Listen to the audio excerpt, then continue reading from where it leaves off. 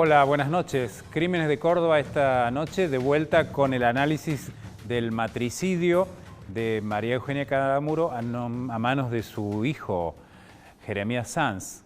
Matar a la madre, el título también de este segundo programa en el cual seguimos analizando qué pasó con ese particular crimen de 2017 en Jesús María. En el programa anterior vimos la parte policial, la parte familiar y social, todo lo que rodeó al crimen y su gestación. Y en el de hoy vamos a tratar de ver lo que ha sido ya acusado Jeremías Sanz, el juicio oral y público, el juicio por jurados en el cual queda condenado a prisión perpetua. Jeremías Sanz de esta manera va a ser el protagonista de este capítulo también en el banquillo de los acusados. Vamos a presentar entonces este repaso de lo que fue el debate oral y público, juicio por jurados, prisión perpetua para Jeremías Sanz. Vamos a recurrir nuevamente a la voz del periodista de Jesús María, Claudio Minoldo, quien nos comienza a contar de su manera de cubrir este juicio, cómo fue este debate.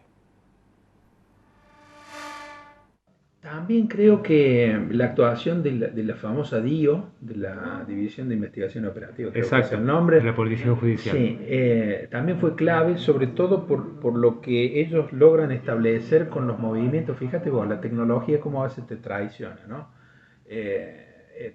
Con lo que detectaron de lo que fueron los movimientos de los teléfonos celulares esa noche, cómo triangulan, cómo muestran el lugar en donde finalmente termina apareciendo el cuerpo de María Eugenia, pero también por donde se movilizaron durante esas horas.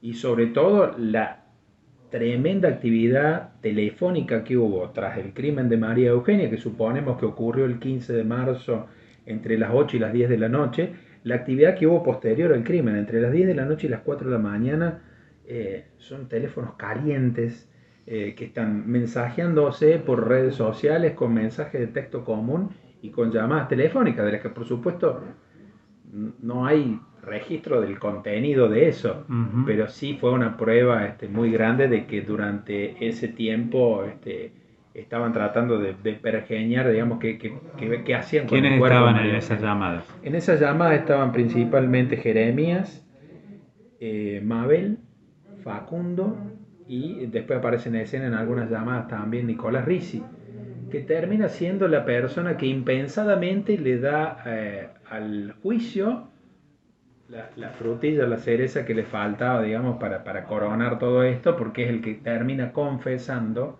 ante el fiscal Monti en Jesús María, y eso se incorpora como prueba en el juicio, que él había ayudado a enterrar a María Eugenia y que él obviamente había hablado con Jeremías de este homicidio, ¿no? Con la famosa declaración de Ricci diciendo: estás loco, no podés haber hecho esto. Agradecemos la participación en este programa y en el anterior de Claudio Minoldo por su valioso aporte. Estaba mencionando las pruebas en contra de Jeremías Sanz que terminaron en la condena. Pares de guantes con ADN de él y de Nicolás Ricci. Vainas de los cartuchos de escopeta en la camioneta de él. La campera de él usada por la madre, fallecida allí, enterrada. La manta que se individualizaba que él usaba. El cruce de teléfonos que él menciona, el estudio de los yuyos que indicaron que fue enterrado cuando él estaba en libertad, y la foto de la escopeta con la cual mata de 2 disparos a su madre. Algunas de las pruebas que también repasamos, cuáles fueron las pruebas que condenaron a Jeremías Sanz, nada más ni nada menos que con la persona que le pide la prisión perpetua, el fiscal Hugo Almirón. Hubo abundante prueba. Yo voy a hacer simplemente un raconto así de lo que hoy, a la distancia, las cosas que más impactaron. En primer lugar, cuando la víctima desaparece del ámbito donde solía frecuentar, es decir, no está, hay una amiga que advierte esto y que le avisa a los familiares.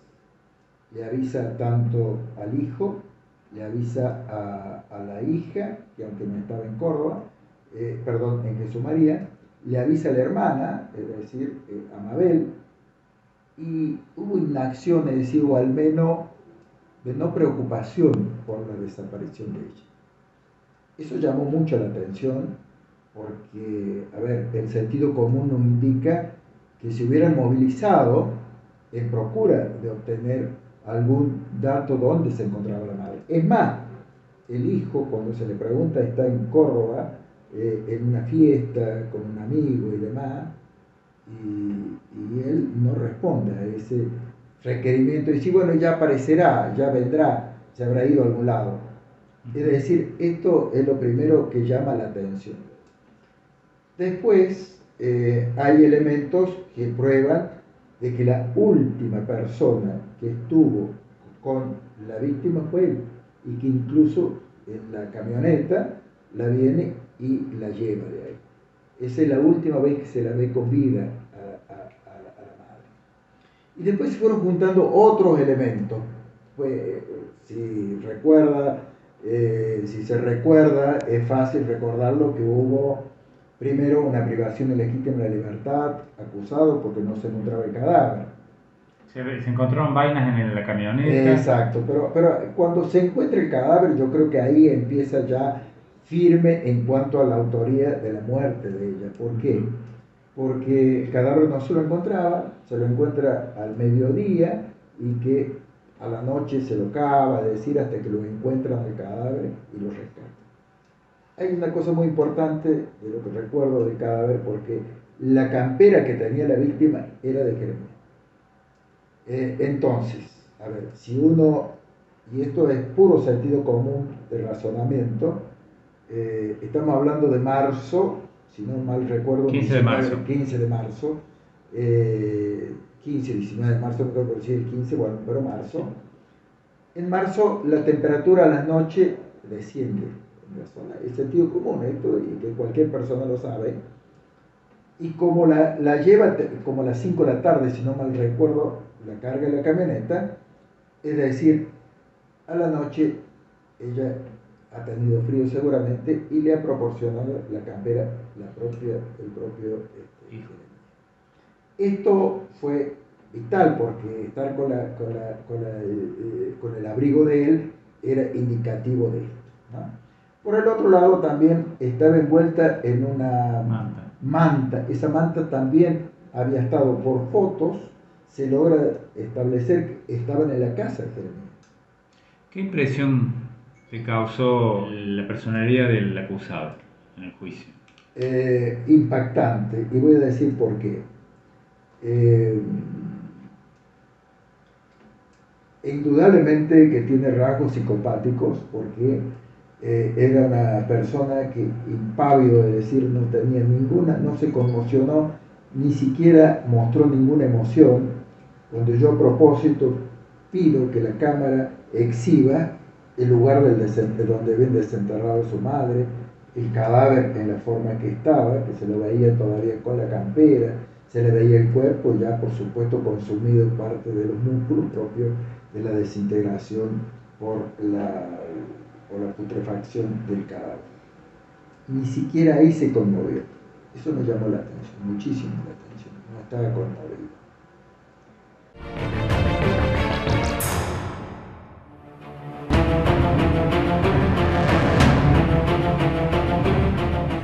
Normalmente nosotros nos referimos a casos cerrados, terminados, ya con sentencia firme. No es el caso, porque está demorado en el Tribunal Superior de Justicia la resolución de una casación. A esto se va a referir ahora brevemente el fiscal Almirón sobre todo lo que queda pendiente de investigar luego de la sentencia. No es un caso cerrado, porque hay que continuar investigando, y eso expresamente la Cámara mandó a pedir al Ministerio Público que se profundice la investigación. Y concretamente hay sospechas y elementos para presumir que hay terceras personas involucradas también en este hecho. El señalamiento se hizo en cuanto a la hermana y en cuanto al cuñado. Eso se ha pedido expresamente, que se continúe la investigación a ver si tiene responsabilidad o no, o alguna participación en el hecho que culminó con la muerte de Caramba.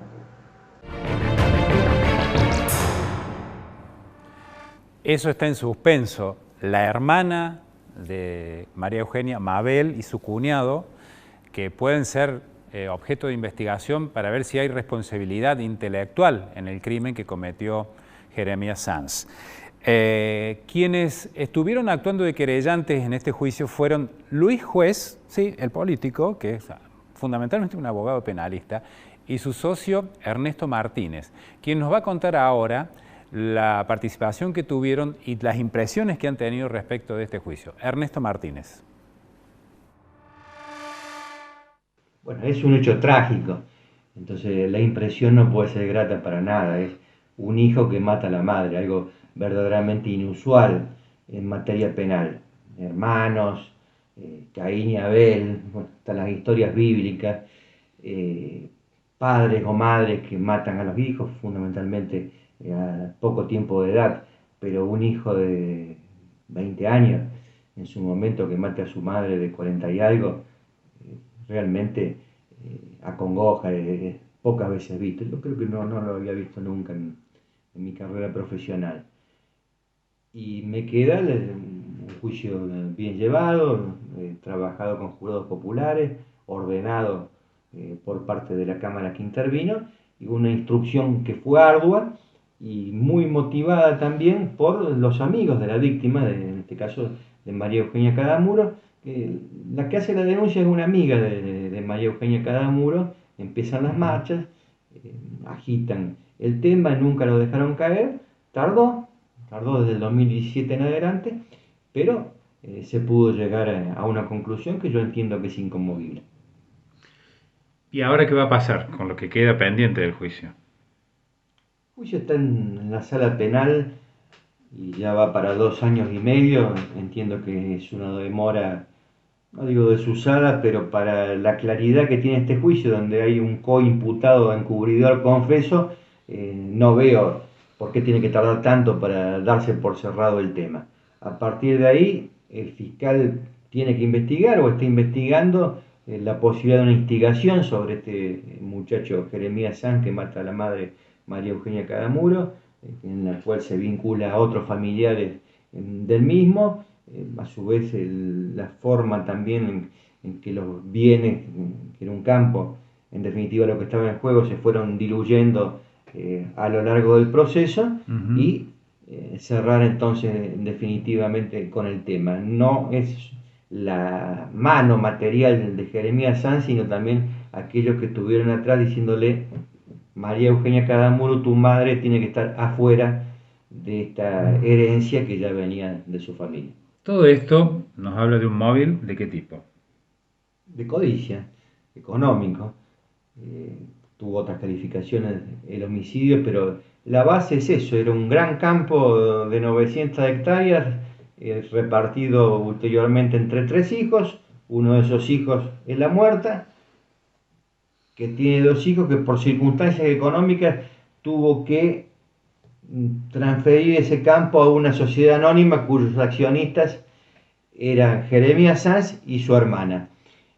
Tenía todo preparado para que retornara a su patrimonio las acciones, como titular del 100% para las mismas. Tenía hasta un portafolio guardado donde decía que ahí estaba toda su vida, que pronta, y ya lo había consultado, pronta a materializarlo en una escribanía. Bueno, ese fue el portafolio que no apareció. Esa es la prueba que no está, donde cabe presumir, y así lo hace la sentencia, que estaba la documentación que avalaba que las 300 hectáreas muy valiosas de campo eran de la señora María Eugenia Cadamuro. Esa es la motivación.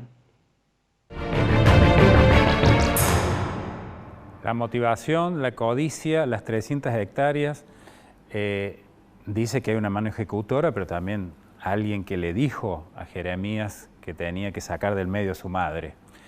Y también habla de un portafolio, de la constitución de una sociedad anónima y de que estaba todo listo para normalizar y que no hubiera problemas legales, para que haya discusiones que permitan estos conflictos. Ese portafolio que se perdió, quiero que escuchen un hallazgo que tenemos, una grabación que debe haber sido una de los últimos audios que mandó María Eugenia Cadamuro antes de ser asesinada. a una amiga le comenta todo esto de la sociedad anónima. Escuchemos. Estoy justo saliendo para el puerto porque viene la Guadi, ya gracias a Dios el martes que viene firmo lo de la SA, que arme una SA para poner el campo y la casa, y así ya empezar a tener las riendas de mis cosas. Así que acá las cosas con mi hermana muy mal, ya directamente ya no le hablo más porque ya no tiene más sentido, ¿entendés? Acá están todos muy locos, Ana. Yo no digo que soy cuerda, pero no tengo mala leche en lo más mínimo. Y bueno, vos viste, acá por La Plata baila el mono. Así que bueno, pasando por momentos que por ahí no son muy gratos, pero bueno, sigo adelante. Tengo mis amigos, gracias a Dios, que firmes, que están conmigo, mis amigos obviamente, los de acá, firmes conmigo, viste, yo me cuidan, que vamos a baile, no te puedo llegar a explicar, somos una hermana de viejos chotos yendo a baile, pero bueno, nos divertimos, eso me despeja un poco.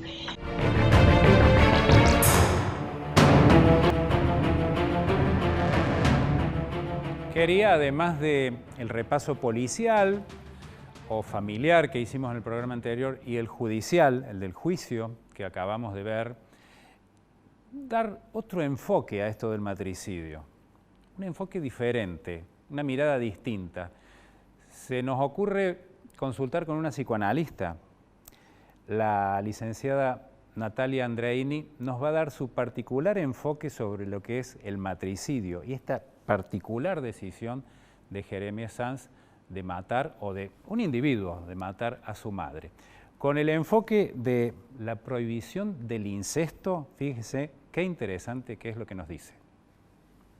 Esta perspectiva de la prohibición del incesto, porque tengo la hipótesis de que un acto como este, que ocurre entre nosotros, ocurrió acá, en nuestros vecinos, produce un estallido, o no puede dejar de producir un estallido a nivel de los lazos que nos unen como sociedad, porque toca, afecta, yo digo de la mala manera, lo que hace a esta prohibición vigente del incesto, que, como nos ha enseñado Lévi-Strauss en su trabajo de visitar cada una de las etnias que él programó, y pesca, descubre que lo nodal en cada una de ellas, a pesar de sus diferencias, es la prohibición del incesto. Eso da origen, como una ley de leyes, una ley ahí fundamental, que da origen al modo de organizarnos. Después organizarnos como sociedad, cada uno a su manera, pero que en cada una de ellas lo que tenemos en su origen es una prohibición que legisla sobre las relaciones parentales. Eso me parece que con el acto que realiza Jeremías queda afectado. Eso desde una perspectiva universal, podríamos decir. A nivel de lo singular, poco podemos decir, digo yo, porque Jeremías elige el mutismo, así que no tenemos nada sobre él, de su singularidad. Allí ese nivel de abordaje queda mudo, enmudecido. Pero sí podemos pensar en algo de lo particular, que es cómo cada persona vive esa prohibición, cómo la lleva adelante en su vida. Entonces, un acto como este, ¿qué nos muestra? ¿Qué puede implicar en una persona un acto como este? Es una pregunta también posible y más respondible. Por un lado puede ser el estallido de su organización, de su estructura de personalidad, y entonces que lo lleva a eso, puede que el acto produzca un estallido, o que el acto esté fundado en una legitimación acerca de lo que de cómo él entiende su relación a la prohibición. Seguramente todo individuo trata de racionalizar o legitimar, como decía Natalia Andreini, la barbaridad que cometió, ¿no?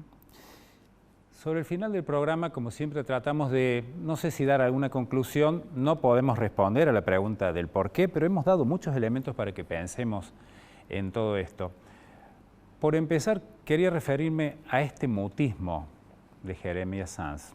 Es una persona de 21 años, es una persona que estuvo cargada de muchas cosas, creo que con una tía, con un cuñado, con gente que debe ser investigada porque el caso no está terminado. Una persona que tenía problemas con las drogas, puede haber sido el ejecutor, el autor material, pero ¿pueden haber habido autores intelectuales? Es la pregunta. Con todo esto que acabo de decir, se me ocurre pensar una cosa, es una conclusión muy personal. Jeremías Sanz es tan víctima como su madre. Gracias por acompañarnos. Buenas noches.